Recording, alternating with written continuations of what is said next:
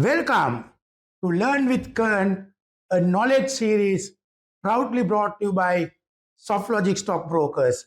In today's session, Lesson 8, we'll be focusing on core building block of investment analysis, key financial ratios every investor should know.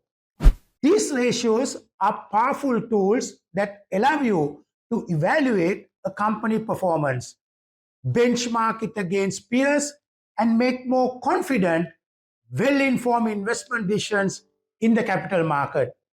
Whether you are new to investing or have years of experience, mastering these ratios will provide a structured approach to identifying opportunities and managing risk effectively. But before we dive into the ratios themselves, it is important to first understand the foundation on which they are built, the financial statements. When analyzing a company, these statements are your starting point as they reveal the true picture of its financial health and overall performance. There are three primary financial statements that every investor must be familiar with: the income statement, the balance sheet, and the cash flow statement. First, we have the income statement, often referred to as the profit and loss statement. This report provides a snapshot of a company's financial performance over a specific period, typically a quarter or a year. It details how much revenue the company earned, the cost it incurred to generate that revenue, and the expenses involved in running its operation. The bottom line, net income, shows whether the company ultimately made a profit or a loss. For investors, the income statement is invaluable because it highlights the company's profitability and efficiency in managing its core business activities. Next, we have the balance sheet. Unlike the income statement, which shows performance over a period, the balance sheet provides a snapshot of a company's financial position at a single point in time. It outlines what the company owns, its assets, what it owes, its liabilities, and the shareholders' equity, which is the residual value after liabilities are deducted. In simple terms, the balance sheet tells you how strong and stable a company is financially. For investors, it's a vital tool to assess whether a company has the resources to grow, meet its obligation, and deliver long-term value. Finally, we have the cash flow statement. This statement tracks the actual movement of cash in and out of the business over a given period.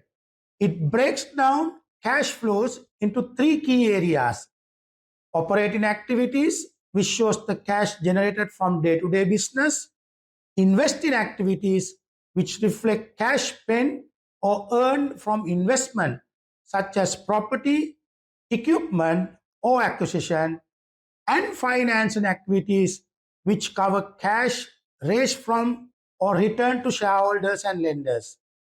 For investors, the cash flow statement is crucial because it reveals the company's ability to generate real cash, sustain operations, fund growth, and meet its financial commitments beyond just what the accounting numbers show.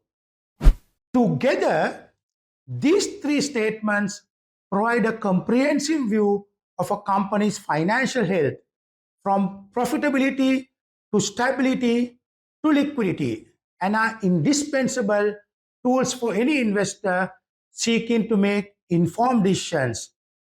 Now that we have seen how the three financial statements work together, the next step is to use them to measure value for an investor point of view. This is where investor ratios come in. These ratios help us answer some of the most important questions every shareholder has. How much profit is the company making per share I own? Am I paying a fair price for this stock? what is the company worth compared to its market price, and how much income am I earning through dividends. Let's now take a closer look at some of the key financial ratios that every investor should know. These ratios act as essential indicators, helping you to evaluate how well a company is performing and, more importantly, guiding you to make smarter and more informed investment decisions. Earnings per share, EPS. Earnings per share or EPS represents the portion of a company's net profit that is allocated to each share. It is calculated by dividing the company's profit after tax by the total number of shares in issue. EPS is one of the most widely used indicators of profitability because it shows how much profit is effectively attributed to each share.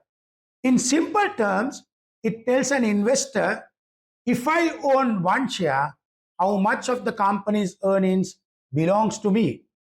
A higher EPS generally reflects stronger profitability, and it can make a stock more attractive to investors. But it's not just the number that matters. Trends in EPS over time are equally important. Rise in EPS signals growth and improving performance, while fall in EPS may raise red flags. So EPS is more than just a figure. It's a snapshot of profitability that investors use as a foundation for assessing value and potential growth. Price to earnings ratio, PER or PE ratio. The price to earning ratio or PER compares a company's current share price with its earning per share. It is calculated by dividing the market price per share by the EPS.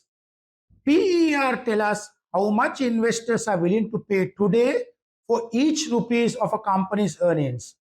A higher PER might suggest that the market expects strong future growth, while a lower PER could indicate that the stock is undervalued or that growth expectations are modest.